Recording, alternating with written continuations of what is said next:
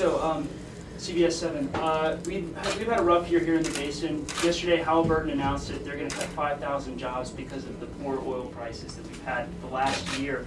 What would you do if you became president to change that? Yeah, it's unfortunate. Part of it, of course, is the Saudi Arabian effort to destroy the American domestic market by overproduction. Of course, it's been exacerbated by the deal with Iran that's going to provide even more oil into an already glutted market. And so those are conditions we have to work through, but there are things we can do domestically to strengthen our energy sector. For example, part of my tax plan would be to lower the tax burden on all businesses and allow them to immediately expense everything they invest. Also regulatory burdens that are now faced by the energy sector. I would also allow American oil producers to be able to export. Right now, we're not allowed to export. These things will help on the margins, but ultimately, we're susceptible to these global prices, and we need to do the best we can to ensure that we're not doing anything in this country to hurt the energy sector in our own policies. Panel 2. That's me. So you're here in Midland, Texas today after your big night in Houston last night. So kind of why come out here to West Texas and what you would like to accomplish here in Midland tonight? Well, we want votes from here. We want people to vote for us. I think it's time for the party to come together. Unfortunately, we have a con artist who today is leading in the polls. This person, Donald Trump, is not a conservative. He's unfortunately been able to convince some people that he's fighting for the working man when in fact all he's done his whole life in his career is hurt working people. When his businesses went bankrupt, when his projects would go under, the first people that didn't get paid were those contractors that worked for him. In Florida, he has a place called Mar-a-Lago, which is a hotel. 300 Floridians, Americans, applied for jobs at that hotel. He didn't hire them. He brought workers from Romania and from other countries. And yet somehow he's convinced people that he's fighting for the working person. So he's a con artist, and this is a person that holds the same positions as Hillary Clinton does on Planned Parenthood, on not standing with Israel, on the health care law, and he's leading in the polls. We can't let that continue. So it's time to come together behind me so that we can stop this man from taking over the party of Ronald Reagan and the conservative movement, and then move on and defeat Hillary Clinton in November. So hopefully I can earn everyone's support. NBC, go ahead.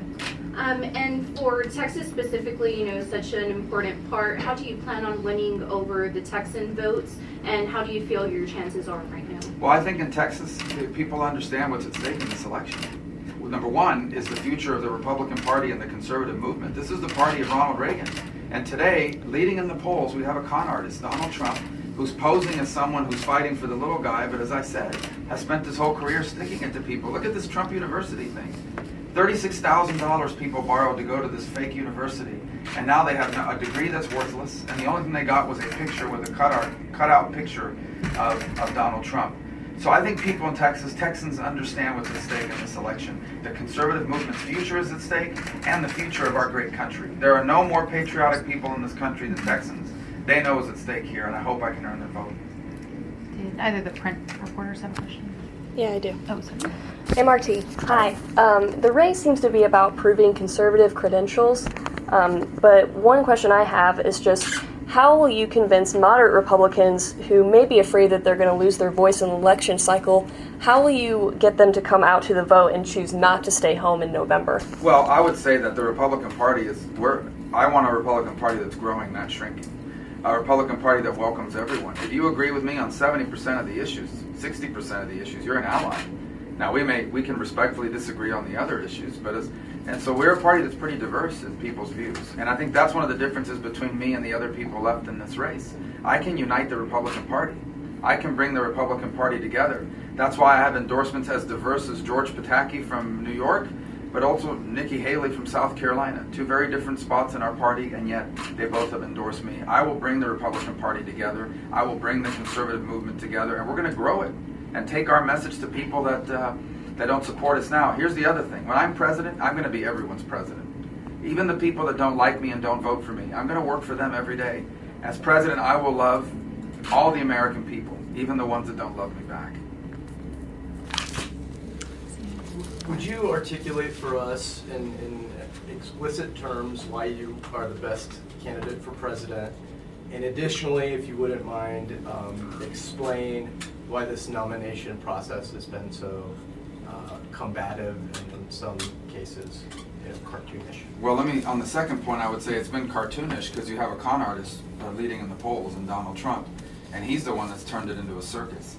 On the issue of why it's been combative, because we're running for the most important political position in the world. And it's heated, as it's been in the past in other races. We hear that about every race, but it's important because what's at stake here is the future of the party of Reagan, the future of the conservative movement, and ultimately the identity of the United States in the 21st century. On the first issue, I would just say to you that no one running has a clearer understanding of what our nation faces right now. This election's a referendum. It's a referendum on our identity as a nation and as a people. For over 2 centuries, America's been a really special country. And today we're at risk of losing the things that make us special, primarily upward mobility, because of mistakes and inaction by both political parties. I am the only one running for president that has outlined the generational choice before us, that has described the economic challenges we face, that are not just a function of bad policy, but of dramatic shifts in the economy. It's just a very different economy. It's a global economy. This transformation we're living through is like having the Industrial Revolution happen every 5 years. I'm also the only one running that's talking in serious terms about some of the unique challenges we now face. A 500% increase in student loan debt. I feel passionate about it because I had student loan debt. The fact that our anti-poverty programs don't cure poverty.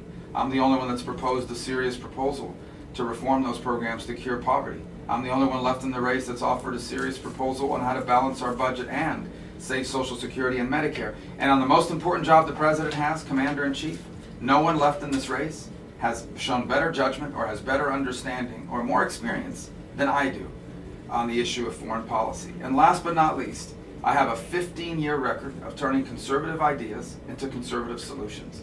I did it in the state legislature, I did it as Speaker of the Florida House, and I've done it over the last 5 years in the U.S. Senate.